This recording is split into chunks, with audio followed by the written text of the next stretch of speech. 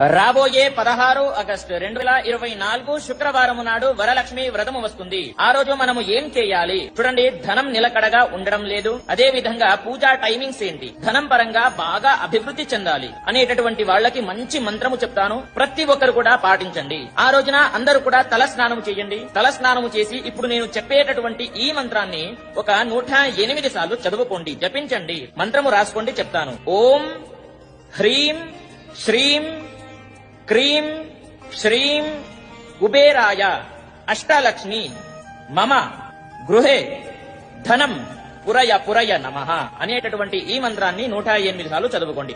అదే విధంగా పూజా టైమింగ్స్ ఏంటి అని అంటే, వర్జకాలము చూసుకున్నట్లయితే ఆ రోజు ఉదయం 9:05 నుండి ప్రారంభమయ్యి 10:45 వరకు ఉంటుంది. సాయంత్రం చేసుకునే వాళ్ళకి రాత్రి ఉంటుంది. వర్జకాలము రాత్రి 8 గంటల నుండి 10 గంటల వరకు ఉంటుంది. ఈ సమయాల్లో చేసుకోకండి.